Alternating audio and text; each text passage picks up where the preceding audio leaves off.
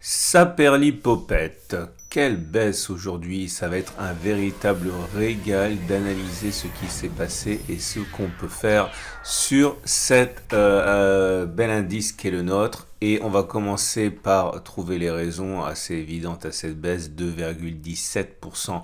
Ça n'arrive pas tous les jours heureusement et le problème est à chercher du côté de l'inflation et des taux d'intérêt américains. Bon, on le sait, on le savait, tout le monde le savait, et la Banque centrale américaine et la Banque centrale européenne maintenant le reconnaissent, même s'ils étaient les premiers à le savoir. Cette inflation est persistante. Cette inflation n'est pas aussi transitoire qu'on pouvait espérer qu'elle le fût. Et en tout cas, maintenant, les investisseurs s'inquiètent des conséquences parce que s'il y a inflation, il va y avoir resserrement des taux. S'il va y avoir resserrement des taux, les profits des entreprises, en particulier technologiques, dont la valorisation est très liée aux profits futurs, eh bien les profits vont baisser. Et à partir de là, donc le Nasdaq décroche de plus de 2,5%. Les marchés américains sont tous à moins 2%, etc. Et en Europe, ce n'est pas plus brillant. Et voilà la raison de la baisse du jour. Toujours dans un contexte, je le rappelle, où on a pris 20% depuis le début de l'année. Et bon, il ne faut pas non plus s'attendre à ce que les investisseurs et les gérants de fonds rentrent tout de suite. Ils vont au contraire essayer de rentrer plus bas. Et donc, beaucoup de choses à dire. D'abord, ce gap-là, des 6570, 5698, a été comblé. Ok, donc comme le gap qui a été ouvert sur le jeudi 23 septembre, qui a été rebouché, c'est un gap commun, donc on n'en parle plus. Et ce gap des 6472, 5514 est vraiment réduit à pas grand-chose maintenant. Il faut l'ajuster, il reste un gap résiduel. Et ce gap est compris entre 6492 et 6492. Je corrige tout de suite. Bon, je ne fais pas beaucoup d'illusions sur sa capacité à résister à une nouvelle attaque baissière, mais en tout cas, nous avons également réintégré de manière significative le biseau. Donc là, on peut plus parler d'un throwback ou d'un pullback, c'est vraiment une invalidation de la figure, comme ça arrive régulièrement. N'oubliez pas qu'une figure qui fonctionne dans 60 ou 70% des cas, ça veut dire que sur 100 occurrences, elle va échouer 30 à 40 fois. Mais par contre, il faut le requalifier. Et il semble que le marché maintenant est à suivre cette figure-là, qui est en fait une sorte de canal descendant. C'est entre le canal descendant et la figure d'élargissement. Bon, on va la tracer comme ça pour l'instant, mais c'est pas définitif. À mon avis, on va voir ce que le marché décide de garder comme tracé. Ce qui permet également de faire le tour des supports et des résistances.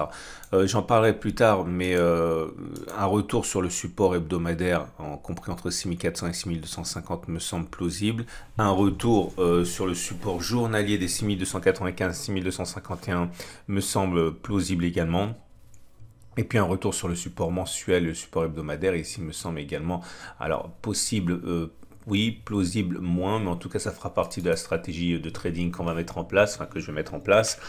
Et nous avons également, alors ça c'est intéressant parce que c'est vraiment un cas d'école ici. Vous vous souvenez, on avait en termes de chandelier japonais, bon ça c'est odieux, ça n'a pas de nom, c'est horrible. Regardez, bon c'est pas un marubozu parce qu'il y a des mèches hautes et basses, mais c'est réduit à pas grand chose, donc c'est vraiment une belle bougie baissière. On termine sur les plus bas. Non, quasiment sur les plus bas. Sur le tour de la bougie Aiki-Nashi. Alors la bougie Aiki-Nashi n'était pas extrêmement baissière hier, mais celle d'aujourd'hui non plus en fait quand on regarde bien, puisqu'il y a une longue mèche basse et ces longues mèches basses montrent qu'il y a quand même une pression haussière à un moment. Alors c'est par construction, on tient compte de la bougie précédente, c'est pour ça, mais enfin bon, quand on fait de l'analyse Aiki-Nashi, on voit quand même qu'il y a une certaine pression résiduelle à la hausse, donc c'est pas extrêmement baissier. Ça le serait beaucoup plus si on avait une mèche basse beaucoup plus réduite que ça. Et du coup, on a également le chandelier japonais, la figure ici. Vous voyez comme ça a fonctionné ici, l'étoile du matin. Ok, alors on avait une étoile, étoile du soir, bougie verte, bougie rouge. Les corps ne doivent pas se chevaucher. Par contre, les mèches peuvent se chevaucher. Et on avait dit hier que cette figure n'avait pas été invalidée. Il était classique, il est classique d'avoir des étoiles du soir qui ont du retard à l'allumage. Ça n'a pas été le cas de cette étoile du soir qui a fonctionné immédiatement. Mais vous voyez bien, on n'a pas invalidé la figure en clôturant légèrement au-dessus de la configuration, donc elle restait valable. Et donc l'attaque baissière d'aujourd'hui pour les spécialistes des chandeliers japonais ne doit pas surprendre. Ce qui nous amène donc aux autres éléments, en particulier donc les éléments techniques. La moyenne mobile à 7 jours maintenant. Bon, on est à son contact, elle descend, mais bon, c'est plutôt globalement horizontal, donc on va dire que c'est plutôt neutre, hein.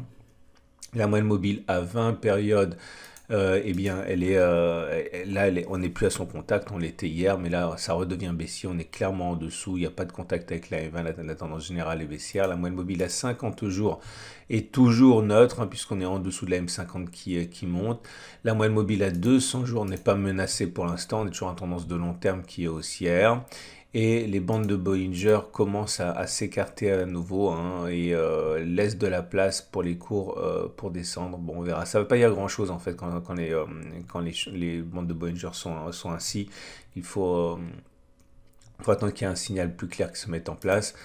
Et au niveau des indicateurs techniques, c'est l'horreur absolue, comme vous pouvez le voir, puisque on a plusieurs signaux baissiers. Tout d'abord, le MACD qui avait délivré un signal haussier hier, eh bien, l'invalide, hein, puisqu'on a un croisement à la baisse cette fois. Le stochastique repasse en dessous de son signal. Le cycle de Schaff donne un signal baissier comme il en a donné un. Ça a été backtesté tout ça, hein. Il faut revenir une cinquantaine de vidéos en arrière pour voir tous les backtests que j'ai fait si vous avez le temps. Mais bon, ça, on sait que ça fonctionne. Ça fonctionne moins que les signaux de Schaff à la hausse, mais ça fonctionne quand même statistiquement. Et regardez l'explosion des volumes, hein. Donc il faut bien comprendre que quand les volumes montent lors d'une séance, ça en augmente, hein, la pertinence. Et c'est un peu ce qui se passe maintenant. Alors, je vais passer du temps aujourd'hui. Ah, j'ai pas oublié l'Ishimoku. Alors, l'Ishimoku, c'est génial parce que vous voyez, on avait ce twist qui avait toujours pas été invalidé. Et ce twist, il donne un signal clair qui est de prendre la distance parcourue entre le plus haut et le twist, de reporter ça en dessous du twist et ça vous donne un objectif qui est plus souvent rallié qu'il ne l'est pas. Et vous voyez, ça donne le support journalier. Bon, il n'y a rien de neuf par rapport à ça, hein. J'en parle depuis des mois, enfin des semaines. Et là, je coupe l'herbe sous le pied des plus novices, parce que certains se disent forcément, mais attends, il y a des signaux haussiers, des signaux baissiers, on est censé faire quoi? Alors, puisqu'on parle de signaux haussiers, regardez, hein. Je le remets rapidement.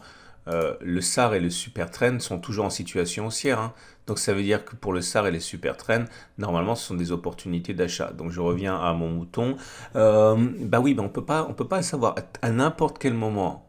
Ok, pris de manière aléatoire, vous allez avoir des choses qui vont vous dire d'acheter et de faire des choses inverses comme vendre. Ok, on peut pas savoir. Le futur est complètement imperméable à notre connaissance. Le problème, c'est que vous allez devoir toujours acter contre un signal qui va dans le sens inverse. Et la seule façon de faire, finalement, de vous en sortir, c'est de faire quelque chose de logique, ok, qui va dans le sens des statistiques générales, qui va dans le sens des probabilités, et pour l'idéal, hein, prendre des ratios gain-risque qui sont supérieurs à 1, parce que au bout du bout, même si vous avez raison une fois sur deux, si vous gagnez 2 fois plus quand vous avez raison que vous ne perdez quand vous avez tort, ou même 1,5 ou même 1,1, ça suffit. Eh bien, mathématiquement, vous gagnez de l'argent. Et c'est bien ça qu'il faut comprendre. Il faut rester extrêmement humble. L'analyse technique ne vous dit pas où vont aller les marchés, ok, parce que ce qui est vrai sur son occurrence n'est pas forcément vrai pour l'occurrence suivante, ok, mais par contre elle peut vous aider à trouver objectivement où se situent les supports, où se situent les résistances et tenter de deviner ce que va faire la foule, ce que vont faire la majorité des traders, en particulier les fonds. Donc en fait c'est une façon de trouver le chemin de moindre résistance. Et justement, puisqu'on en parle, le trade du jour. Alors, le trade. Alors, vous avez remarqué qu'il n'y a pas d'analyse action parce que pour les raisons que j'ai évoquées déjà dans le dernier bilan, quand les marchés baissent, tout baisse. Et je vais pas vous envoyer sur des actions qui ont de fortes chances de se faire taper par leur stop de protection. Le stop loss très rapidement. Donc, je ne fais pas ça. Et par contre, alors, est-ce qu'il est plausible que l'on aille chercher cette zone-là? Oui. D'ailleurs, c'est celle que je visais déjà pour acheter lors de la séance du 20 septembre et que je n'ai pas réussi. Donc, je pense qu'on va aller le chercher. Est-ce qu'il est plausible qu'on aille chercher ça? Au regard du twist Ishimoku, oui. Est-ce qu'il est plausible? Regardez, maintenant, je change d'unité de temps. Je vais sur une unité de temps mensuelle, ici. Ok, ça fait mal aux yeux tellement, ok, c'est visible. Est-ce qu'on va aller chercher le support mensuel? Ben, quand on change d'unité de temps, on a du mal à se dire qu'on n'ira pas chercher à un moment le support mensuel. D'autant que si on utilise les retracements de Fibonacci, ok, miracle, ça correspond au 23,6% de la hausse fulgurante à laquelle on a assisté. Donc on ne peut absolument pas se voiler la face. Un retour sur cette zone ici est tout à fait possible. Alors, si on prend des pourcentages, je sais que c'est un petit peu long aujourd'hui, mais je pense que c'est formidable cette opportunité de pouvoir penser à voix haute. Ça veut dire que depuis le début de la correction, on en est à moins 6% et qu'on pourrait aller faire jusqu'à moins 11-12%, ce qui n'est rien, 11-12%. Franchement, regardez cette correction, on a été à 6,7, de mémoire c'était plus que ça, mais bon, des corrections de 11%, de 12%, il y en a régulièrement, il y en a tous les ans. Là par exemple c'était sur la fin du mois de la fin 2020, pardon, on a fait moins 13%. Ok, donc il y a régulièrement des corrections comme ça, donc il faut absolument pas se voiler la face, je l'ai déjà dit. Donc voilà ce que je vais faire. Je vais me mettre en position acheteuse.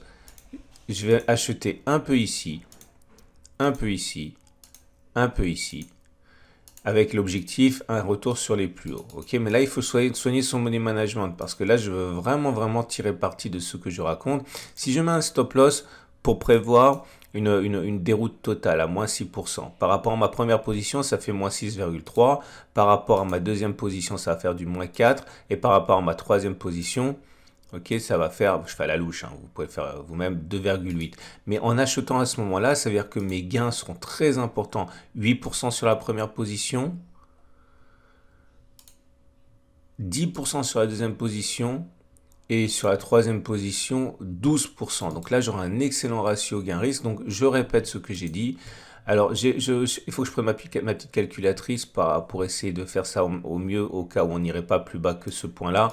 Mais voilà, je ne sais pas au niveau des quantités si je vais faire un tiers, ou 50, 25, 25, ou un tiers, 50, 25, etc. Encore une fois, je vais calculer, mais ça, chacun doit faire le calcul aussi. Mais en tout cas, ce qui est sûr, c'est que je vais rentrer une position acheteuse sur les 6395 si on y va. Et puis après, je vous tiendrai au courant au fur et à mesure de la manière dont on progresse. Voilà.